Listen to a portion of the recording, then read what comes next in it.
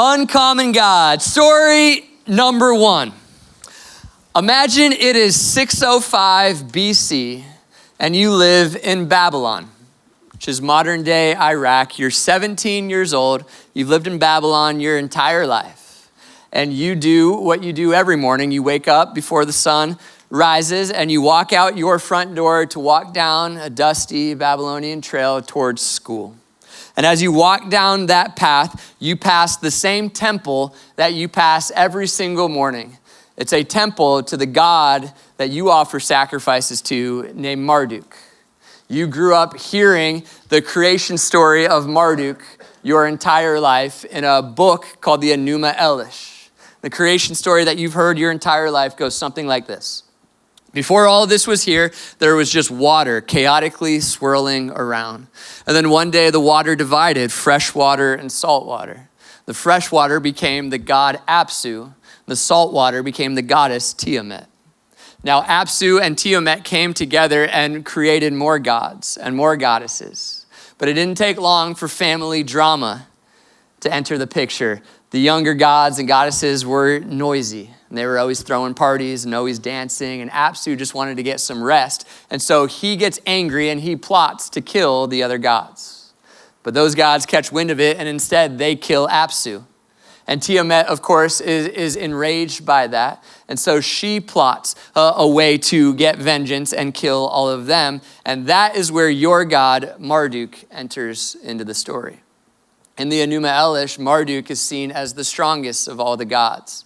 I was reading it this week. It says, clothed with the halo of 10 gods. And Marduk is Tiamat's great-great-grandson.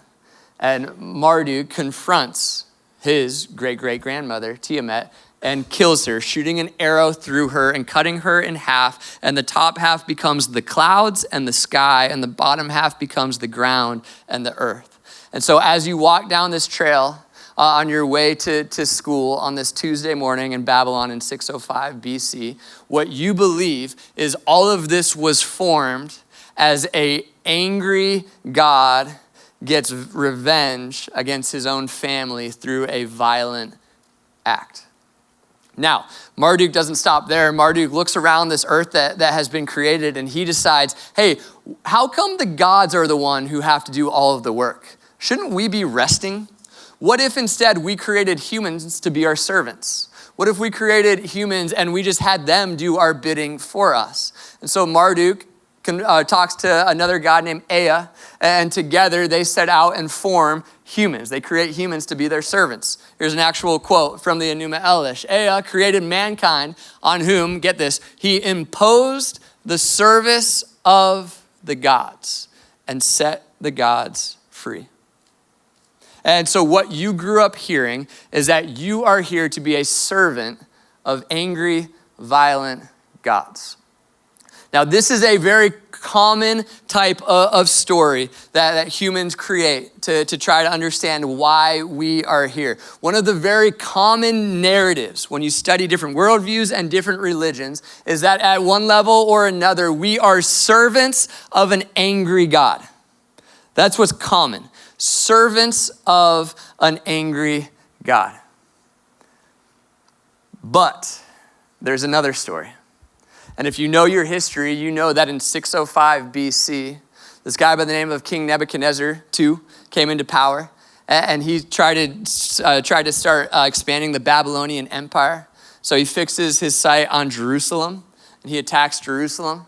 And although it would take him a few more decades to completely overtake Jerusalem, in 605 BC, he is able to go in and pull out some of the brightest and youngest minds and carry them off into exile in Babylon. And so although you grew up in Babylon your entire life, you now have 4 classmates who are from Jerusalem, most famous ones. First guy by the name of Daniel, and then his 3 friends, Shadrach, Meshach, and Abednego. So they are your classmates, and you just notice, hey, there is something different about these 4. Like, they're great students, they're nice guys, but it just feels like maybe they know something that I don't. And so as you walk to school on this Tuesday morning, you decide, hey, when it comes to lunchtime, I'm gonna sit down with them and I'm gonna ask them what they believe about God. Are we really servants of an angry God?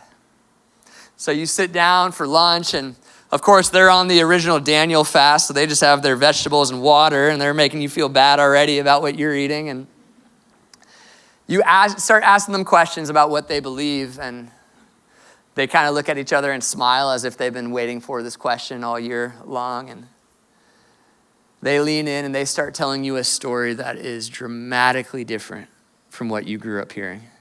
And it starts like this: in the beginning, God created the heavens and the earth. They go on to tell you the story about a God who speaks. And as he speaks, there's light, and there's earth, and there's land, and trees, and animals. And the entire time, God keeps taking a step back and looking at what he's created, and he says, oh, this is good. And so you grew up hearing about this angry, vengeful God. And instead, you're now hearing about an artist who says, no, this is really, really good. And then, in what we call Genesis 1:26, you lean in and you hear news that's so good you can't even wrap your mind around it. Then God said, let us make man in, get this, our image, after our likeness, and let them have dominion over the fish of the sea, over the birds of the heavens, and over the livestock, over all the earth, over every creeping thing that creeps on the earth. Verse 27 says this: so God created man in his own image. In the image of God, he created him. Male and female, he created them. If you grow up in Babylon offering sacrifices to Marduk your entire life, and then you hear that, you don't even have framework for how beautiful that is. See, what's common in this day, and I would argue much in today's day all around the world, is that we are servants of an angry God. That's what's common. You know what's uncommon about our God? He goes, no. It's not that you are servants of an angry God. It's that you are image bearers of a loving God. That God created you in his own image and says, hey, you are here on purpose for a purpose, and I've got work for you to do. I want you to partner with me and step out into this world as somebody created in the image of God. Think about like Paul's language in Romans 8, that we are co-heirs with Christ. I was at a restaurant, a breakfast spot a couple of weeks ago with some friends. It was this little diner that was family owned, kind of out in the middle of nowhere. And we had a pretty large group. And you know what happens when you go into a small restaurant with a large group? All the employees are like, oh, here we go. They should have called. They never call, you know? So that's kind of what I was expecting. But instead we showed up and everybody's eyes just lit up. And they go, hey guys, welcome in. We're gonna make some space for you. They started moving tables around. They started telling us their story. And it turns out it's this family-owned business. And they come alive and they're making sure we get the best treatment. And it's like they don't get frustrated, but instead they get so excited. And I was thinking about that.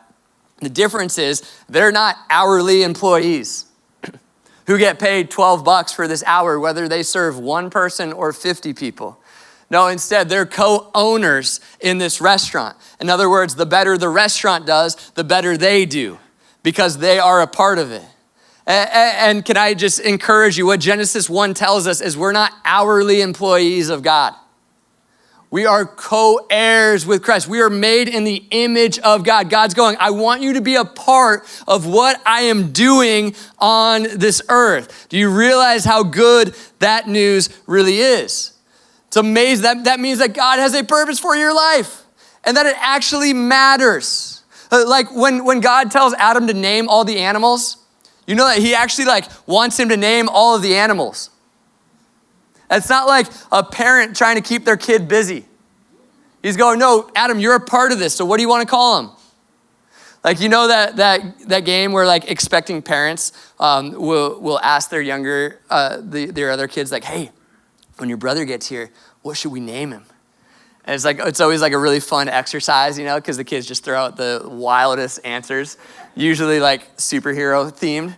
And we all laugh about it because we know the parent's not actually going to use the name that the kid comes up with, Iron Man, Spider-Man Smith, or whatever. That's not what God does with Adam.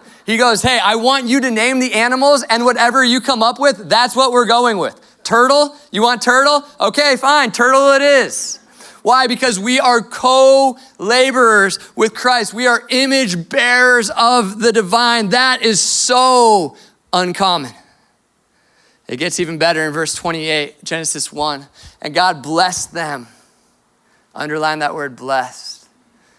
God said to them, be fruitful and multiply, fill the earth and subdue it, and have dominion over the fish of the sea, over the birds of the heavens, and over every living thing that moves on the earth. Scholars call this verse the cultural mandate. God going, hey, so I want you now to step into this creation and take it somewhere. Build it out. Take it somewhere good. What does it look like for you this week to be an image bearer of God? It means that you have dominion over your life. So let's talk about you just for a couple of minutes. You have an uncommon God who says, I want you to have dominion. So the question becomes, do you have dominion? 3 questions. Do you have dominion over your own house? It's so easy these days just to throw stones. Well, it's the city's fault. Oh, it's our country's fault. Oh, it's the world's fault. It's like, okay.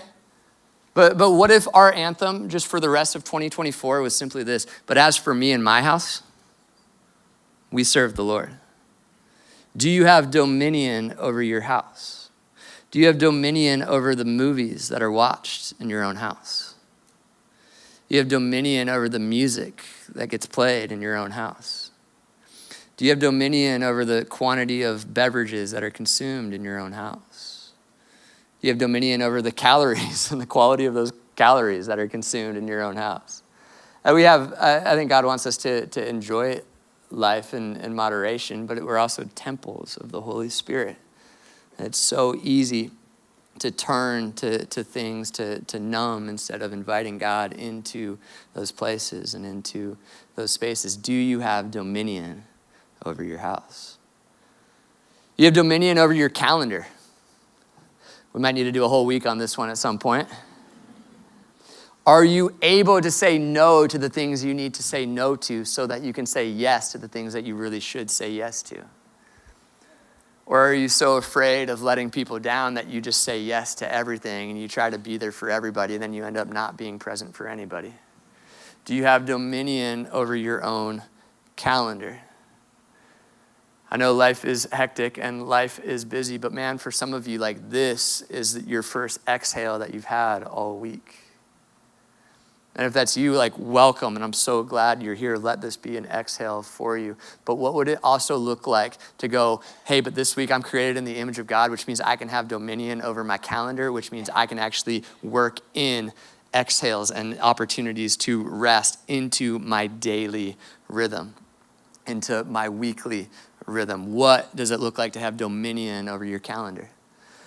And then the last question, what does it look like to have dominion over your own phone? Doug and I talk about this one all the time because we're always trying to keep each other accountable. And he asked me this question and it just frustrates me so much. He goes, hey Ryan, do you have a phone or does your phone have you? And I don't like it. Because sometimes the answer is the phone has me. And I'm turning to it to try to escape instead of using it as a tool. Because let's be real, a phone is a great tool. But we have to, as image bearers of the divine, learn how to have dominion over it. Like social media. I tried this week to think of all the good reasons to have social media. I came up with 3. If anybody has any more, let me know. Number 1, if you're using it for work, I understand that. I do the same thing. Number 2, if it's great commission-oriented and you're using it to evangelize, then great, it's a good tool. Years ago, I didn't have Instagram for years, and then somebody told me, you know, the Apostle Paul, if he was alive today, would be on Instagram. And I said, I wish that logic wasn't so airtight. Okay, fine. But follow-up question, if that's what you're doing, are you actually using it for that, or are you just telling yourself that you're using it for that? And then the third reason I could come up with was just to keep up with friends and family that don't live locally. Because if they do live locally, make an effort to go be with them in person and make eye contact with them and have real conversations with real human beings in the real world as often as you can. But if you can't do that, I understand. Social media can be a good way to do that. But I say that to say this. There's like 288 bad reasons to have social media. And so are you using your phone as a tool to help connect with real people? Or is it that your phone has its clutches in you and you don't actually have a phone? Your phone has a human. We are image bearers of the divine, this uncommon God. We aren't servants of an angry God. We're image bearers of a loving God, but that means we have a responsibility to have dominion over our house, our calendar, our phone. Story number 2. It is now 2012 AD, and we're in Nandi, Fiji. Doug and Ethan and I are walking through a sugarcane field on our way to a house we can see in the distance that we hope is the correct house that's expecting us. We're living in Fiji for a couple of months with a guy named Pastor Paul, who is busy pastoring the church on this day. And so he gives us a mission. He says, hey, I got a phone call from a family. They want you guys to come hang out with them tomorrow. And so you're gonna walk through this field and the first house you see, that's the one. Very vague instructions. We go, okay. Now this family, like 28% of Fijian families, has their roots in Hinduism.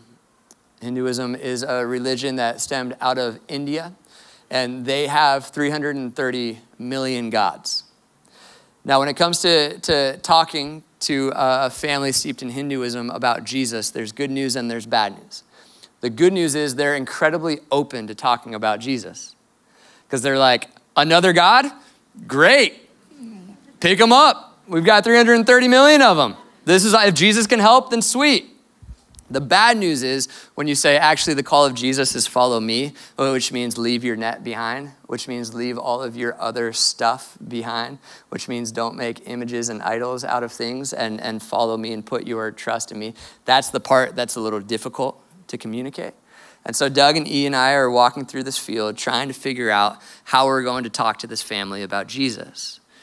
And we get there and they're just the nicest people in the world, nicest family. We sit down and we have a meal and we drink some tea, and then we go into their back room and we meet, the reason that we're there, meet a 19-year-old kid named Shanil. Shanil is laying on his side because his stomach hurts too much for him to stand up. He's been there for a long time, and he's down to about 100 pounds. He's having a hard time keeping food down. He's in so much pain.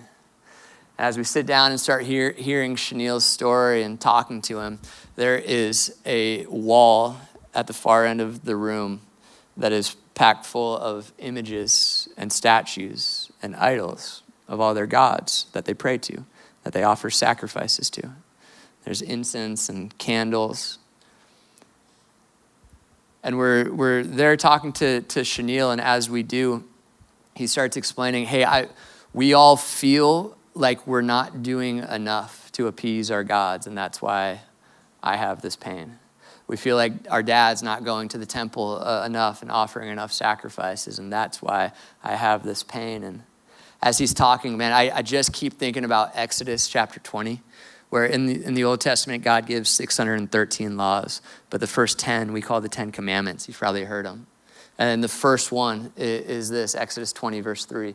You shall have no other gods before me. And then the next one is like it. You shall not make for yourself an image in the form of anything in heaven above, or on the earth beneath, or in the waters below. That's where God starts. Because I think he knows that the human heart is going to be prone to try to make idols and lowercase g gods out of things. It's like Paul writes in his letter to Romans, they traded in worship of the creator for created things, trying to find their comfort in created things, trying to put their faith in created things. And I'm watching this family just so bent out of shape and feeling so much fear, but also shame. And then I look at the wall of created things that they're worshiping. And we can't help but just say, Shanil, you know there is a much better story, right? Like their truth is so much better than this narrative that you have been told. This very common narrative. The common narrative would be this, that the gods are distant. The gods are just out there and they're distant and they're kind of apathetic about this whole thing. And so you better offer all these sacrifices and hopefully one day they'll take pity on you and they'll heal you. Chanel, you know the good news is so much better. We kept going back day after day, and one day Ethan went to Galatians chapter 4 and he read this verse. But when the set time had fully come, God sent his son, it's Jesus, born of a woman, born under the law, to redeem those under the law that we might receive adoption to sonship. He goes, Chanel, you realize that it's not that the gods are distant. It's that God understands. He understands so much because he stepped out of heaven himself to be with us. That Jesus came to this earth for a number of reasons, but one of those reasons to say, hey, I understand the pain that you are feeling. I understand the temptation that you are feeling. I understand the questions that you are asking. What's common is that the gods are distant. What's so uncommon about the God of the Bible is that this God understands us. The writer of Hebrews says this, Hebrews 4:15, for we do not have a great high priest who is unable to empathize with our weaknesses, but we have one who has been tempted in every way, just as we are, yet he did not sin. Jesus knows. To whoever needs to hear this, maybe you resonate with Chanel's story. Maybe to you feel like God is distant. Jesus knows. He understands. He's been there. In a room this size with everybody watching online, ladies at the Lane Murray unit, I will not pretend to understand all of the pain. Oh, but God understands. I was reading Mere Christianity, C.S. Lewis this week, and this quote that I just feel like I needed to share. I feel like Lewis was probably meditating on Hebrews 4 when he wrote this. Lewis was a philosopher, and this was written back in the 1950s, so one of the references is outdated, but just stick with it. No man knows how bad he is till he has tried very hard to be good. I love the logic. A silly idea is current that good people do not know what temptation means. This is an obvious lie. Only those who try to resist temptation know how strong it is. After all, you find out the strength of the German army by fighting against it, not by giving in. You find out the strength of a wind by trying to walk against it, not by lying down. Think about that picture. If it's a really windy day and you just lie down and you go, we're just gonna let this pass, then you don't really know the strength of the wind. But if you stand against it and you walk against it, that's how you experience it. Now get this, a man who gives into temptation after 5 minutes simply does not know what it would have been like an hour later. That is why bad people, in one sense, know very little about badness. They have lived a sheltered life by always giving in. We never find out the strength of the evil impulse inside us until we try to fight it. And Christ, here it is, because he was the only man who never yielded to temptation, is also the only man who knows to the full what temptation means. You hear what Lewis is saying? Because we all give in to temptation at some point. And so we don't fully understand it the way Jesus does. Jesus is actually the only one who fully understands how hard it is to be human. And so it's not just that Jesus knows, it's that he knows better than you know. That's the beauty of the God of the Bible. It's just so different. One of the reasons I love studying other religions and other worldviews is because every time in my just honest pursuit for truth, it just keeps pushing me back to Jesus. It's the only thing that makes sense is that this God would love us so much that he would step out of heaven to be with us, to understand what we're going through. And so we get to try to explain to Chanel, look, it's not that the gods are distant, it's that God understands. One day we read Isaiah 53. Ethan, by the way, has just this great gift that he wrote down. He journaled every single day of this trip. And so we have all these records from 12 years ago, and Doug and him and I were sending pictures of it back and forth this week, and it's so fun to remember. First off, like, our sense of humor just hasn't changed at all, which isn't whatever, but like, we have changed and grown, and but it's just so fun to remember how faithful God was back then. And we read Isaiah 53, verse 5. But he, this is talking about Jesus, prophecy about Jesus, was pierced for our transgressions, we tell Chenille.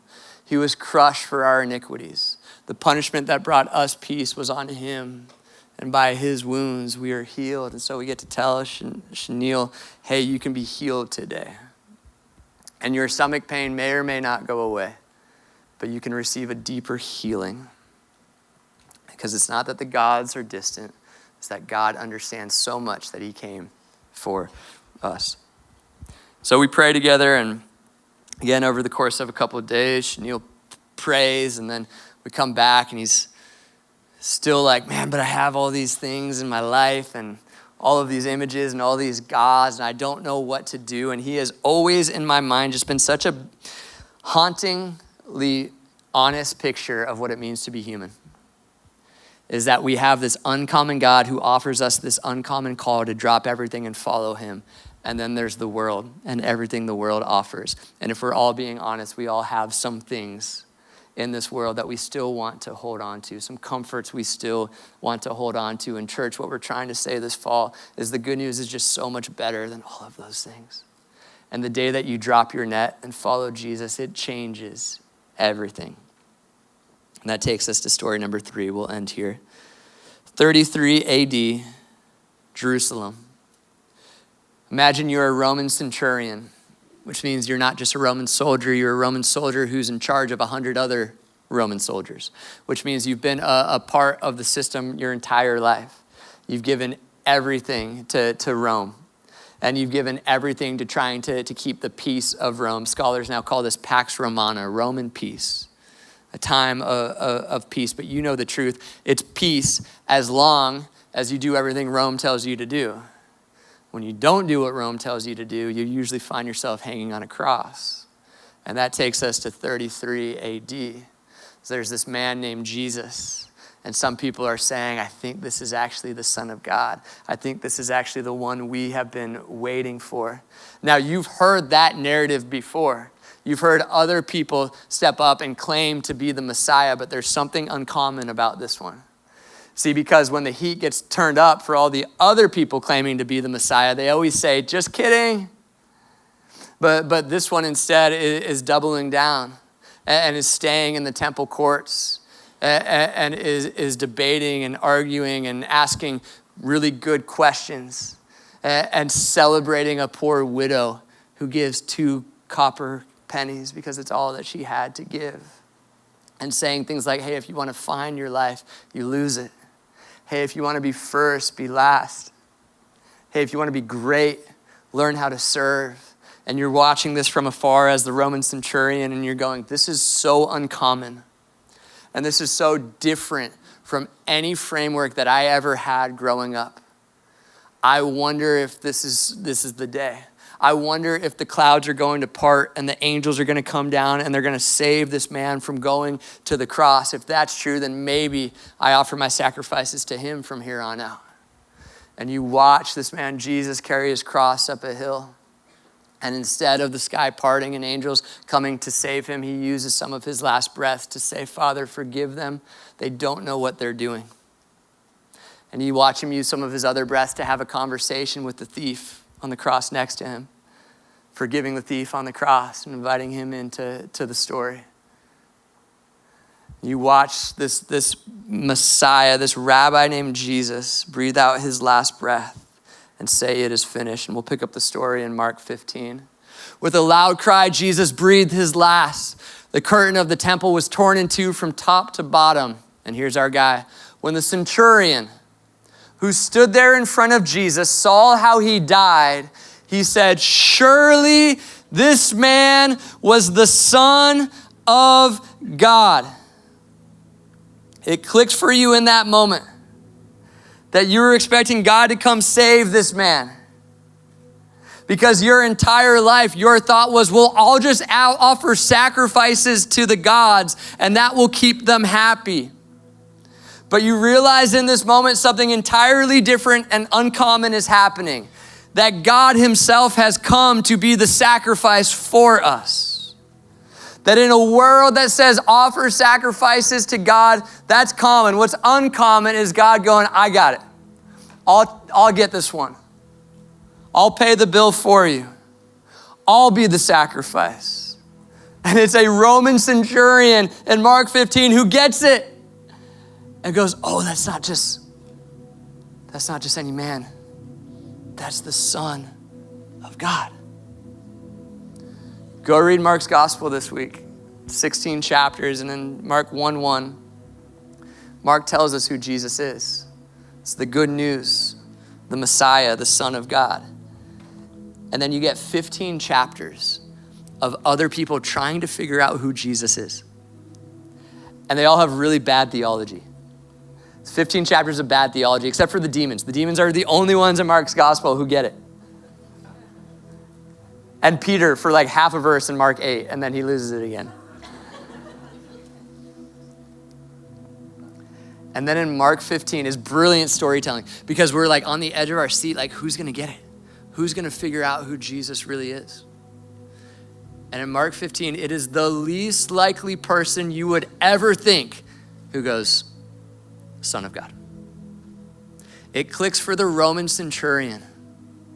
I think I've always just loved that because I've always felt like the least likely person that God would ever use to do anything productive for the kingdom of God. Maybe you felt that way your entire life. Like, well, me? Yeah, you. Every time I read the story about the Roman centurion, I go, yeah, you. Like, God is in the business of finding the people who are furthest from him and going, hey, I want to invite you into this better story. Are you tired of offering sacrifices to the gods to try to appease an angry God? What if God himself became the sacrifice for you? So one final verse. John chapter 3 and verse 16. You've heard it before. For God so loved the world. That means for God so loved me. For God so loved Chenille. God so loved you. That he sent and gave his one and only Son, Jesus. That whoever believes in him shall not perish but have eternal life. We don't have a common God. Humans for thousands of years have been trying to come up with stories. They come up with all these common narratives about how the gods are distant, that we're servants of angry gods, that we have to offer our sacrifices to God. And the God of the Bible, if you take time to sit with it this week and read, is a God who says, no, I'm a loving God who creates you in my image. That I'm not distant, I understand. And that you don't have to offer sacrifices to me this week because I am the sacrifice. I got it taken care of. So maybe there's people in this room or somebody at Lane Murray unit who's hearing this going, man, this is what my heart has been searching for all of these years. Maybe today's the day where you raise your hand and you say, I want to put my faith in this Jesus. I want to make Jesus the Lord of my life. I'm gonna give you a chance to do that in a couple of minutes, but maybe there's somebody here who you've heard this story and you know this at some level, but now you've got this mountain standing in your way. And as you try to walk out this uncommon calling, you've got this crazy mountain trial thing standing in your way. And if you're just being honest this week, you've given a lot more attention to that mountain than you have to the uncommon God who says, yeah, but I'm going with you and I've got your back.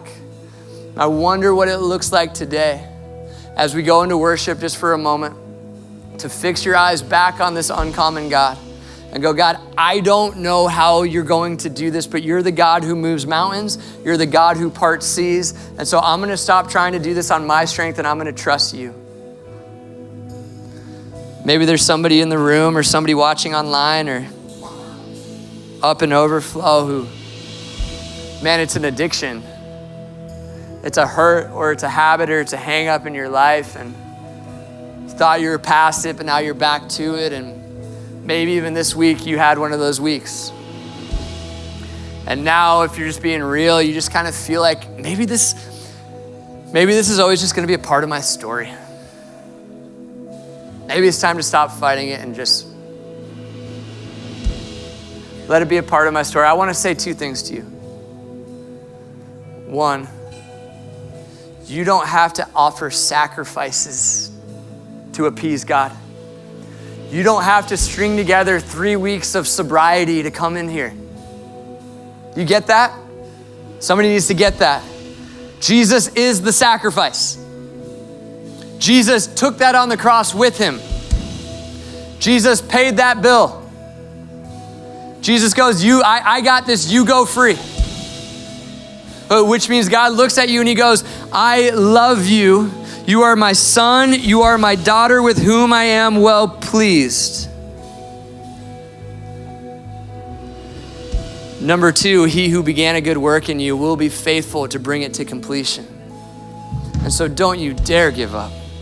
Don't you dare let that lie hang around that those hurts and habits are always going to be there. Today doesn't have to be like it was yesterday. It's the entire point of the Bible that the Holy Spirit's going, I started this good work in you. Now I will be faithful to bring it to completion, but don't you dare give up. Keep coming back. Keep repenting. Keep fixing your eyes on this uncommon God who loves you in a very uncommon way. And lastly, to the person watching this who feels lonely, loneliness is now an epidemic. As of May 2nd of last year, 52% of Americans say, yeah, I feel lonely on a regular basis. So we know what pandemics are like. Now we have an epidemic on our hand. It's called loneliness. And can I just say, I just strongly dislike that stat. Loneliness and isolation is becoming way too common in the world. We want to be an uncommon group of people who fight back against that stat. That's why we do unapologetically what we do with launching groups 3 times a year. That's why we fight back against that stat and we say, no, we get people in our corner. We sign up for groups and we sit down with people even when it's hard. To my fellow introverts out there, I get it. I know it's extra hard, but you can do this. You have an uncommon God who's given you an uncommon call to be in community. To the one who's been hurt by somebody in the church, I know it's hard. I know it's hard to get back in the game, but you have an uncommon God who offers you uncommon forgiveness. And you have an uncommon opportunity to share that same forgiveness with somebody else today. To go, I'm gonna get back into community because I know that I need it. And as difficult as it is sometimes, iron sharpens iron, and so let's go. Church, we have an opportunity to push back against what culture now calls common. With all due respect, here at Red Rocks, we wanna say, no, not here. Not here, we get in community here. We do the difficult work that it is required to be with each other because we are created in the image of a God who loves us so much. And so, to end our time here together, we're gonna sing one more song called No One Like the Lord. And it's a song about just how uncommon God really is. Wherever this talk finds you, I want to give you just a couple of minutes to fix your eyes back on God. Maybe you've never done this before. Maybe you've never sang before. Maybe this is your first time in church. And you're looking around like, why is everyone raising their hands? What is going on? So real quick, what's going on is there's been something else happening for the whole time I've been up here. Up in heaven, Revelation 4 tells us in the throne room, Jesus is on the throne and all the elders are surrounding the throne and all the angels are surrounding the throne. And they've just been crying out, holy, holy, holy This God who stepped out of heaven to come be the sacrifice for us is now in heaven, seated on the throne, and we are all crying out, you. It's not about me and my kingdom, God. It's about you and your kingdom. And so my job here on this earth as an image bearer is to reflect that glory to the best of my ability. And the best way to do that sometimes is just to sing, there is no one like the Lord.